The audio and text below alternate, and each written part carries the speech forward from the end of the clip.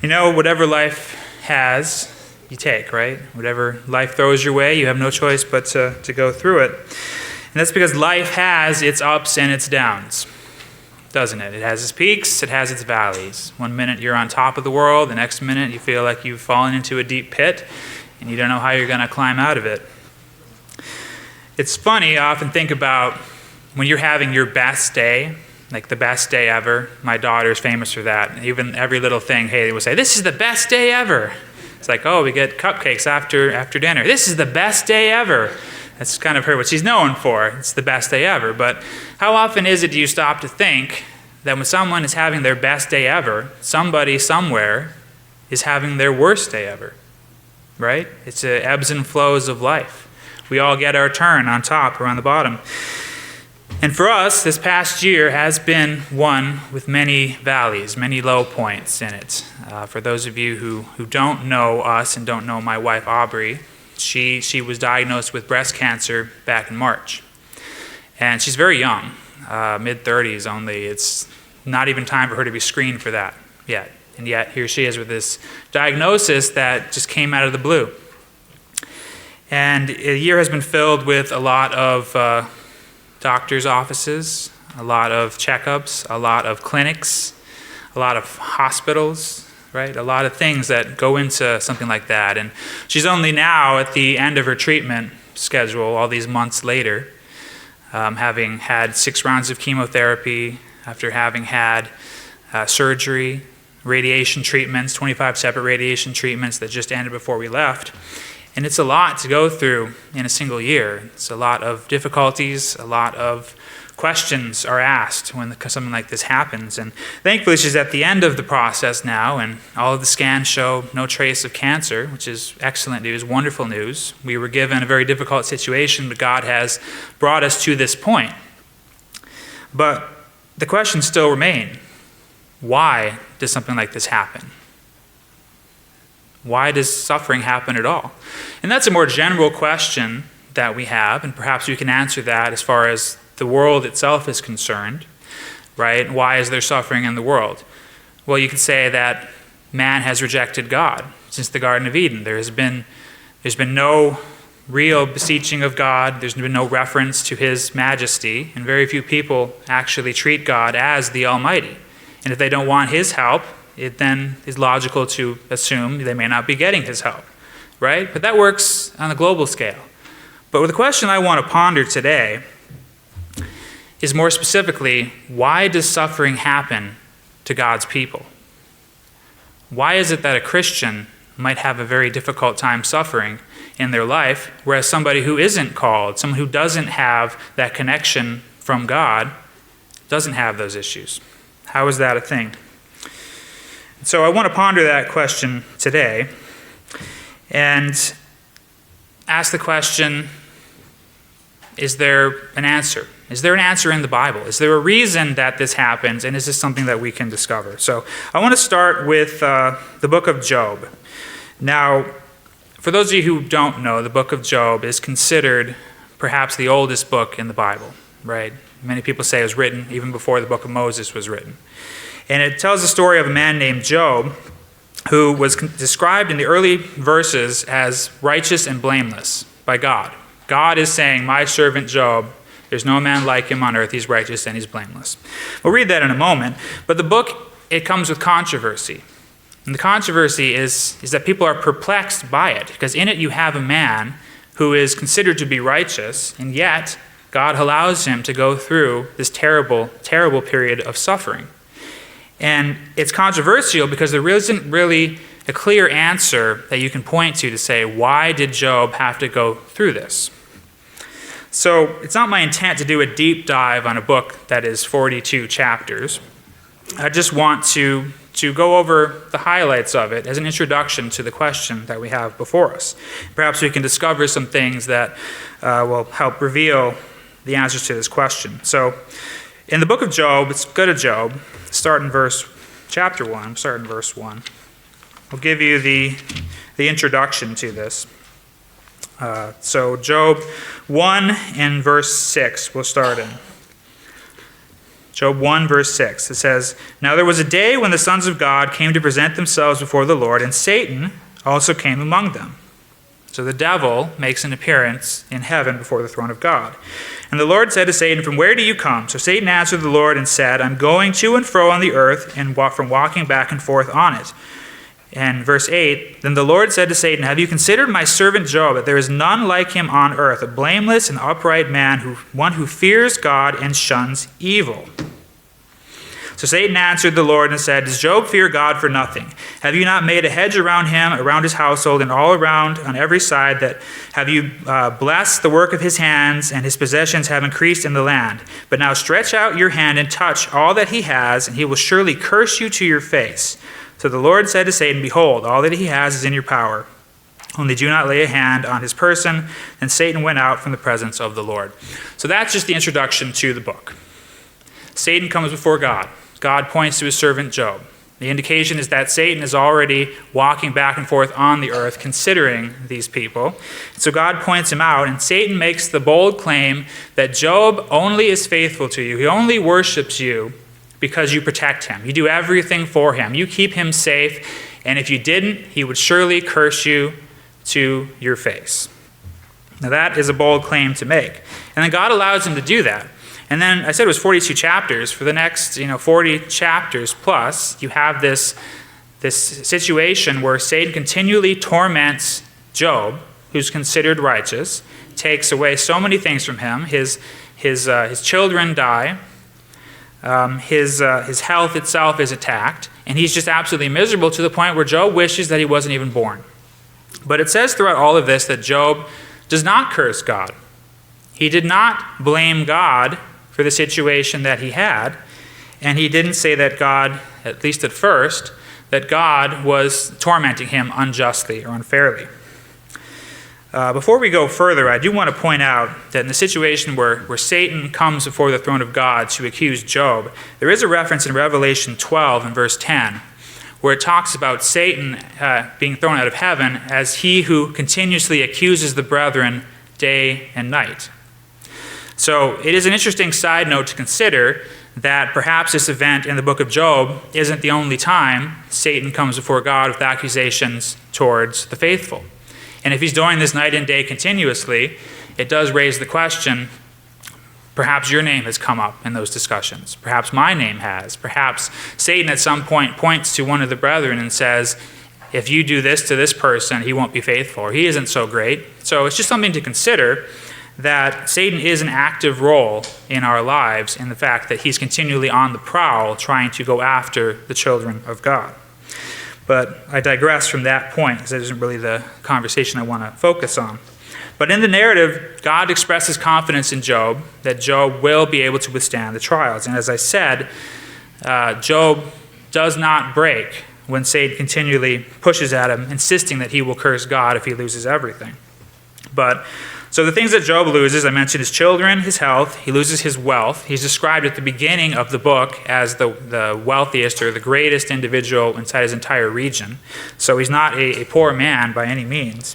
But he loses all of that. His friends come to comfort him, but they end up accusing him of being the sinner, blaming him for the things that he's experiencing. But Job maintains his innocence, and in chapter 10 verse 2, he starts to question why this is happening to him. And in it he says he wants an audience with God, kind of to plead his case, his side. So in chapter 10, verse 2, he says, "I will say to God, do not condemn me. Show me why you contend with me." Right? He's saying, why are you doing this to me, God? What did I do to deserve this? Because if you read the book of Job, it seems that his friends certainly have this concept that only the wicked should suffer. Only the wicked suffer. Because if you do right and are considered blameless, why are you somebody who is suffering? Because that doesn't make sense. It's almost this concept of retribution, that everything's great until you cross a certain line and then God will smite you. But that isn't really what's happening here, despite what his friends are saying. And so the book concludes in chapters 38 to 41, where God does answer the question that Job has, where are you, why are you doing this? But the way he answers it isn't the way that Job is expecting. Job is expecting to have this back and forth with God about the specific situation, saying, God, why did you do this? Or why did this happen to me? Why am I suffering this way? But actually, God comes to him, and through 3 chapters, he declares his own majesty and his own glory. It says that God speaks from a whirlwind and he reveals his awesome power. He says, Job, where were you when I created the earth? Tell me how it was hung. What are its foundations, if you know? And where were you when I created these wonderful things, these massive creatures that I can bend to my will whenever I want? That's the answer that he gets from God. And I'm sure that's not the answer that he was expecting. But what happens in Job 42, if you go to the end of the book, we go to Job 42. So after the 3 chapters prior, and it is worth reading, certainly, if you have a moment to go through those. But in the 3 chapters prior, God declares his own majesty before Job. And then Job finally answers, as God says to him, okay, what do you say to that? And so Job says, chapter 42 and verse 1, he says, Then Job answered the Lord and said, I know that you can do everything, and that no purpose of yours can be withheld from you. You asked, Who is this who hides counsel without knowledge? Therefore I have uttered what I did not understand, things too wonderful for me which I did not know. Listen, please, and let me speak. You said, I will question you, and you shall answer me. Verse 5, I have heard of you by the hearing of my ear, but now my eye sees you. Therefore I abhor myself, and I repent in dust and ashes. Job was so struck by the magnificence of God that all he could say was, I abhor myself and I'm sorry.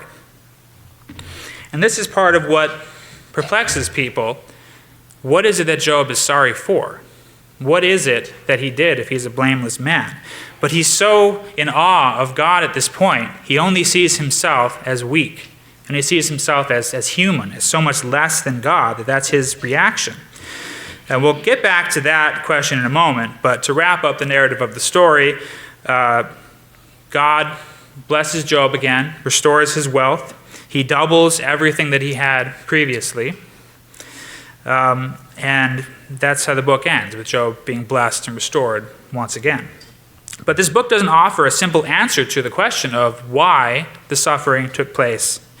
Instead, it emphasizes God's sovereign nature, the limits of human understanding, and the importance of faith even in the midst of hardship. It also gives us into the question of what did I do to deserve this, or is this suffering my fault? This account seems to indicate that doesn't have to be the case. You can suffer through no fault of your own. You don't have to blame yourself when something terrible happens to you. Even Job himself and his friends, as I said, they always had this approach that only the wicked are punished. So if something bad has happened, it must be because somebody is doing something wrong. But as we'll see as we continue, there's no guarantee of a safe and easy life simply because you are righteous enough, simply because you do everything that you're supposed to do. And we'll talk about why that is. But I want to point out 2 key things. Job asks the question after the first round where he loses his children and where he loses his wealth and his power. In chapter 2, verse 10, he responds to his wife, who tells him he should just curse God and die, which is quite a thing for a wife to say to a husband. But let's not forget that she also lost her children. Her own life has been upended as well. But Job's response is, shall we accept good from God and not bad? Now that's an interesting concept. Should we only be accepting the great blessings from God, but anything else that comes our way we want no part of? Is that really fair of us to ask that of God, to expect that? So that's one thing to consider. The next is, was Job's suffering simply about Job? Was it just about him? No, because I mentioned his wife also suffered. His friends were there. His children died. Various servants also. But it's more than just the suffering that took place then. It's also the fact that these events are recorded. And we know that there are other examples in the Bible where it says these things were recorded for our benefit, and this is one of them. We're talking about a story that happened who knows how long ago, and we're still asking questions about it. So clearly these events don't just happen in a vacuum, and it's not entirely just because of Job that this happened. But I also want to point out the perspective that Job had through it. Because as I mentioned, he did not curse God. He did not blame God for everything that happened to him when it first happened. But in verse 14, he does make an interesting comment. In chapter 14, verse 14, he says, "If a man die, shall he live again? All the days of my hard service I will wait until my change comes." Job, being a man of God, we don't know exactly what God revealed to him about his ultimate plan. But the indication here is that Job was looking to a resurrection, a life after this. When his hard time is completed, he was looking for his change to become more than just who he is, to be resurrected. And that's an interesting thing to consider, because if Job was only focused on his own mortal life, and that was all that he had, would he have the same attitude? Would he have the same hope that he had and he showed throughout his trial? And I also want to point out that I mentioned that everything was doubled for him, but he only had 10 new children afterwards. And I think that's a very interesting concept, because if Job had 10 children who died, he had 10 new children after his trial. But that's not double. Is it a replacement? I think more so, it's in God's eyes, the 10 lost children will live again. And so Job will have 20 children at the end of all things. So I think that's also an interesting side note. But I don't want to get just stuck here in the book of Job, but I do want to ask a serious question. Given everything that we've been through and talked about with what happened to Job and what he's been through, was Job better after all of these things? And that's a really difficult question to ask, because I mentioned his 10 children are gone at this point. And we don't know the exact nature. We know early in the chapter he would do daily sacrifices for them on their behalf, so we don't know if they were considered righteous like he was, but it doesn't matter. They were his children, and they were gone. But was Job spiritually better afterwards? And I think that's an interesting question to ask, because based on what we just read about his response to God, he had a grand new revelation about the awesomeness of God that would have stuck with him for the remainder of his life. And that isn't something that we can just discount. Clearly, he was made at least spiritually better after that point, not to mention the incredible blessings he enjoyed after that point. But it doesn't answer the question as to why he suffered. Not specifically, anyway. So I want to continue on. Ask the question quickly, did Job sin? And that is a question that many people have answers to, and not everybody agrees on the comment. It does seem, though, that as the chapter progresses, that he started to accuse God, not that somehow God was wrong, but that God was mistaken in what he was doing to him. Almost as if, God, you can do all these things, but it's unjust to do it to me because I'm innocent.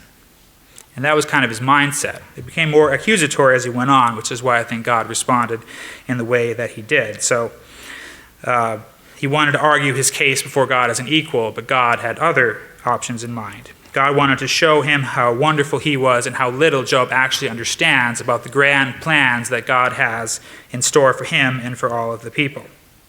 So one more lesson, I think, is that God is worthy of praise even when you have nothing left. Right? Is God still worthy of being praised if you've lost the things you consider to be most important? And the answer is yes, because God is God, and his awesomeness is without question. And we could live a life where we only expect, as Job said, to have the good without the bad, but that isn't the life that we are given. It's not the life that we are called to even. Because would you worship him if the hedge was removed around you like it was with God? God wants to know that. If you lose the comforts and the blessings of life, all the things that you enjoy, being able to get in your car and go to the grocery store, being able to sit down and watch a movie at home, all of the first world comforts that we have, not even going to the extreme of what Job lost, but even just the first world comforts we have, would you still worship God the way that he wants you to? And for God to know that, and for you to know that about yourself, isn't it likely that you would have to go through a lessening of your comforts so God can test and know your heart? But even if God did remove his protective shield from you, we can take solace in the fact that he is a loving God who will give it back to you. For whatever reason you lose it, he will not take it away from you forever, because he is a loving God who always thinks of you. And I think that is one of the great lessons of Job, is when God goes on his 3 chapters about his own awesomeness, he's still talking to an individual. He's still taking the time to talk to Job individually. He's a loving father who's not so caught up in the wonders of the universe and all of the millions, trillions of things that he's keeping track of at any given time. He still takes the time to talk to Job and to ultimately comfort him and restore him. So I think that's enough with the insights of Job, but I think it does open up the remainder of this message, which is the question, why do Christians suffer? Because we illustrated a situation where someone who's called righteous does suffer, apparently not his fault that he suffers, but he still does. And then God's answer is basically, I am God. And is that enough? Is that enough of an answer? So let's continue and talk about it. So I want to look at some reasons in the Bible that are given for why Christians suffer in this life. So the first one, suffering so that you may learn from it and that you may grow. The suffering can be a powerful part of personal growth, right? I already mentioned what happens if you lost your first world comforts. You'd probably figure it out eventually, because there were people, I'm told, that lived life before the internet. So there probably is a way to get along without those things. But what about not having enough to eat, per se? What about a family member who is sick? I mean, things like that really bring you into the moment, right? It makes you stop and consider the things happening around you and what it is you actually value in life. So suffering to learn and grow is a powerful thing, because it does make you assess yourself, what you're doing, and how you ought to behave once you get those things back, assuming that you do. But turn to Romans 5. I think that this is a very interesting verse here. Romans 5, and we'll go to verse 3.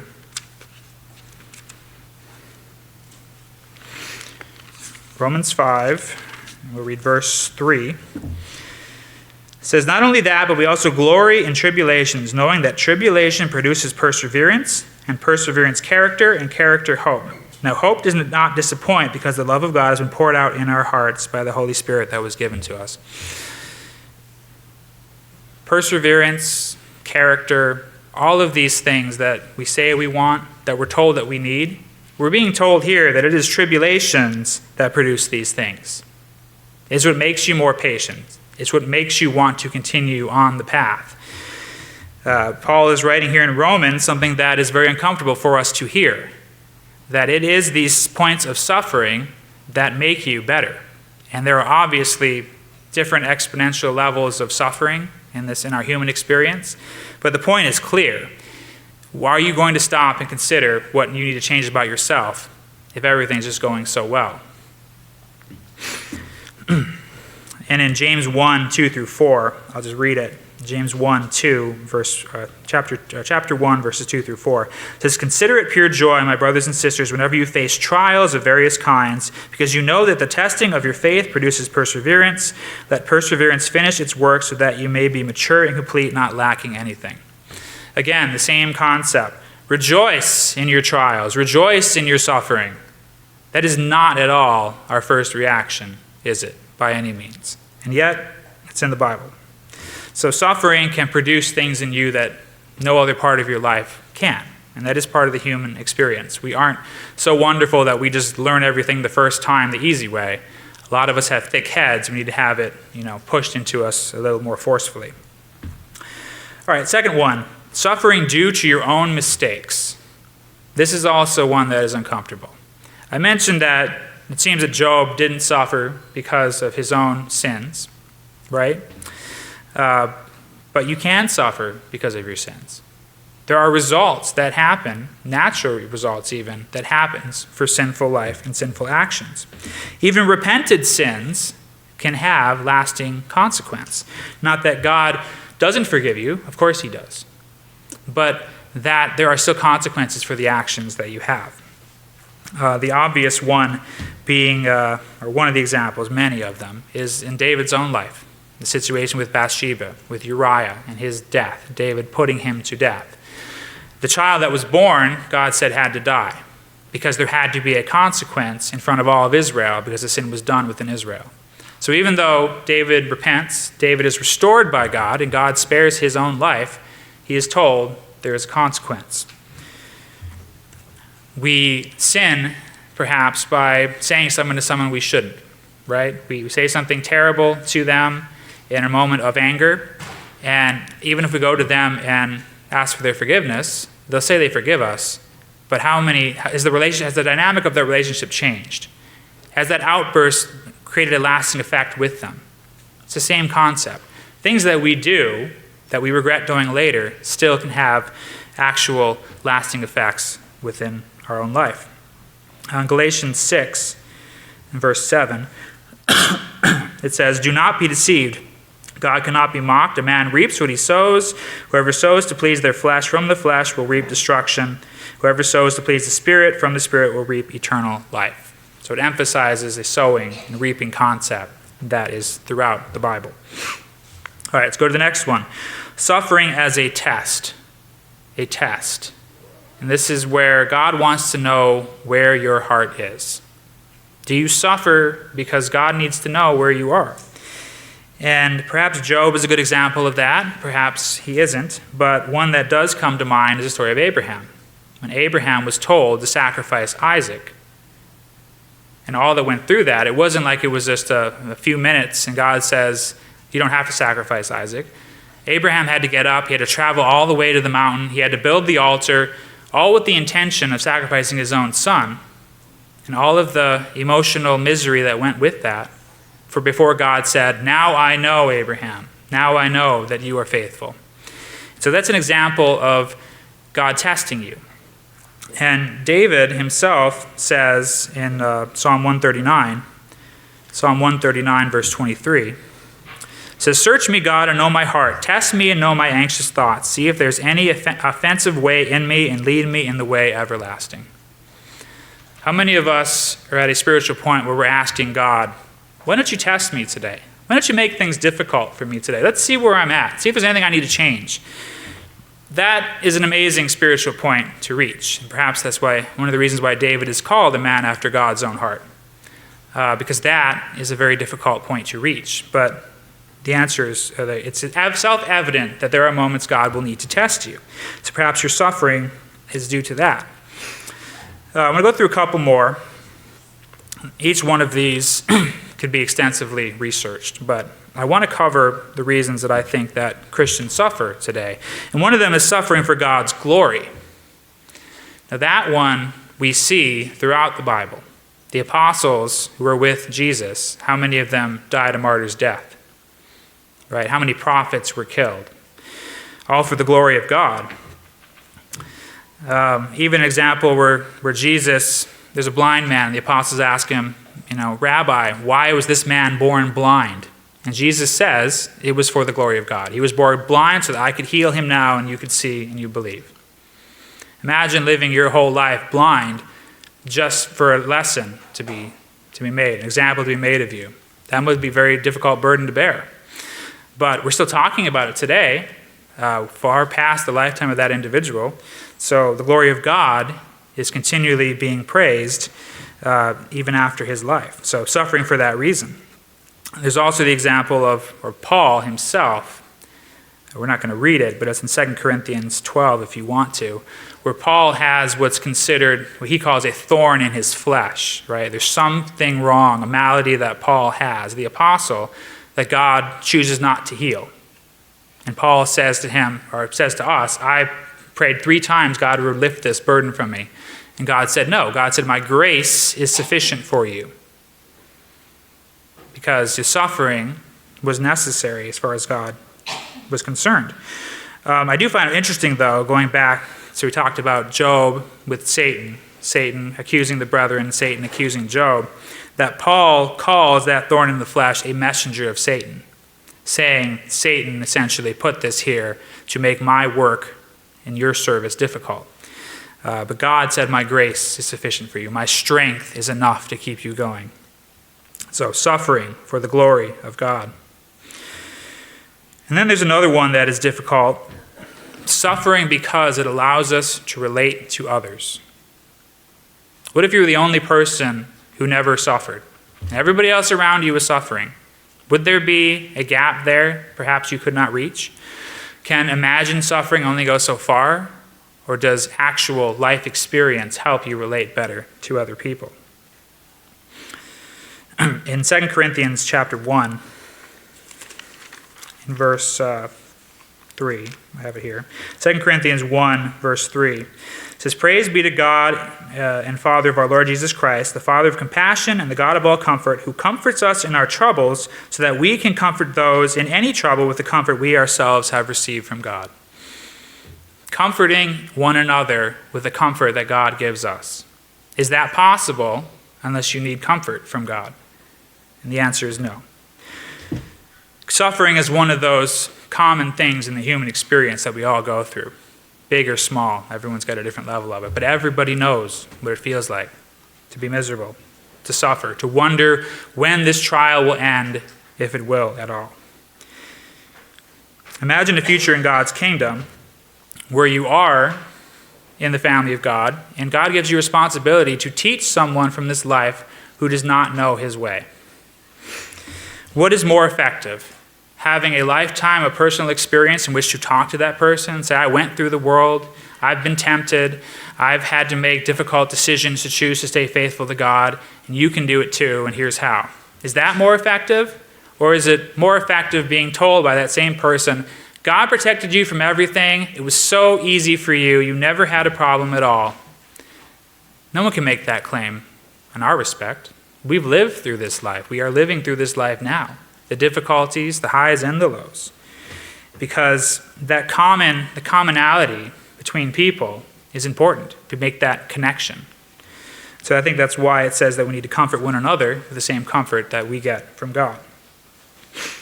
Let's also not forget that Jesus himself did the same thing.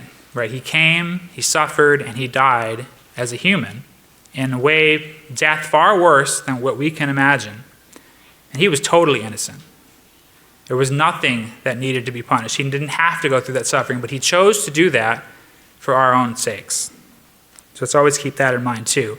As much as we suffer, there was a perfect being, the creator of all, who chose to suffer for our sakes. So let's wind this down. At the end of each trial in life, we're going to have scars from it. There will be things on your heart that weren't there before. Things that weigh you down. And even when time passes, the load, the bearing, it may lighten a little bit, but it still will be there. Because those scars are now part of you. Who you were before isn't the same person you are after a serious trial. And those scars, they can help build us up, but they're still there. And they still hurt. And they can hurt a lot. But along with those scars, do we also have a new perspective that goes with it? And I mentioned the situation that we've been dealing with in our family with Aubrey's health. One of the things that she will tell you, and I will tell you now, is there are things that we knew before, and there are things that we know now. They're the same things. And what does that mean? What it means is that there are things that we knew from a spiritual level, an existential level of things that we knew, we read, we're told, we can recite. And then there are things that we know after having been through it. We understand deeper. We have a far deeper grasp of the concept of suffering, a far greater empathy for those who go through it. And empathy was already one of Aubrey's strong points. It was already one of the things that makes her so special. She cares about others and she can connect with them. Last week, Mr. Weber's talking about, what did he say? He said something like, comforting others is, and he left it open. Now what is it? My first thought was it's difficult. It's difficult. Aubrey's first thought is it's not difficult. And that's just a completely different perspective to have. But that's the same thing as saying Isaac Newton says calculus is easy.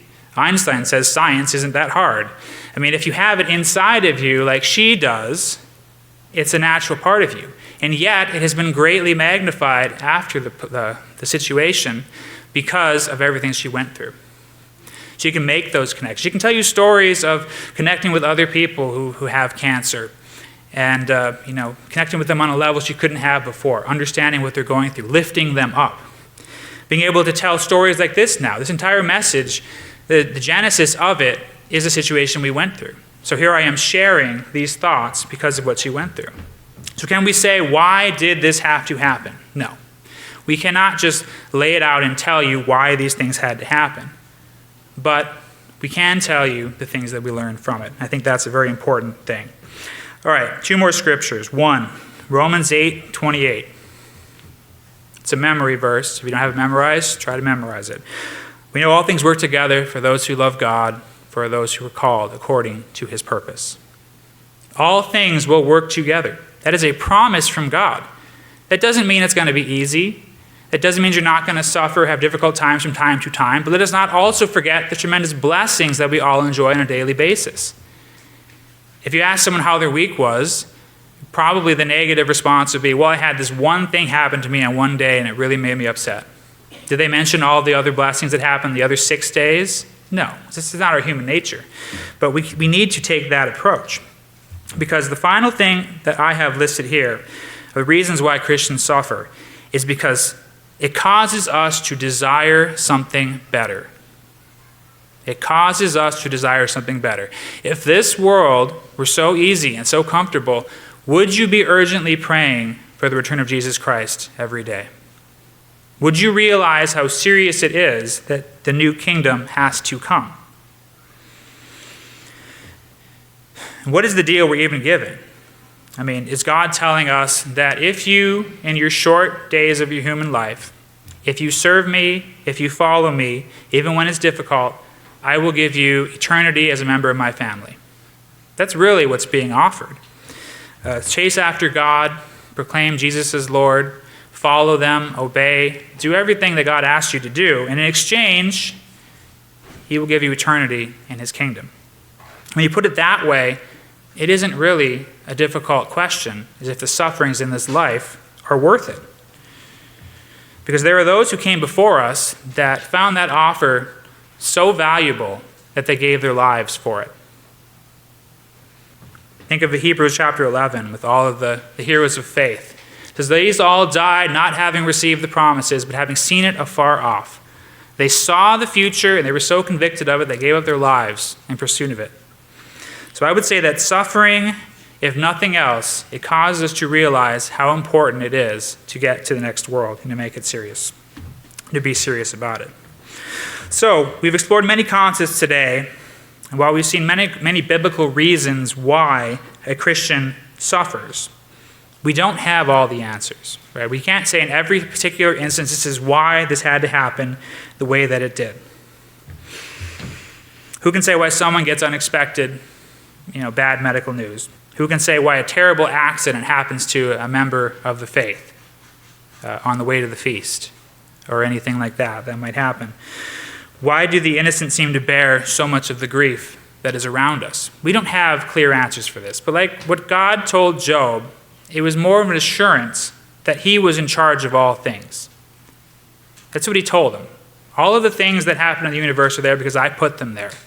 Which really, if you stop to think about it, is the most reassuring thing you can have.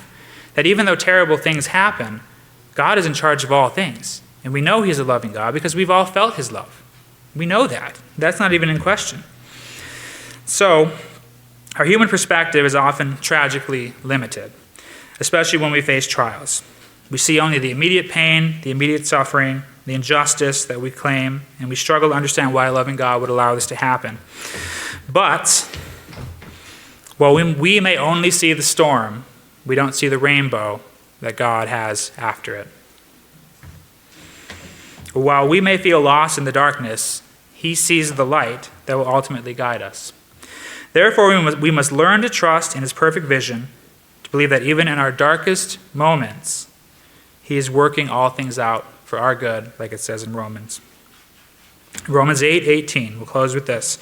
For I consider that the sufferings of this present age are not worthy to be compared with the glory that is going to be revealed to us in the future.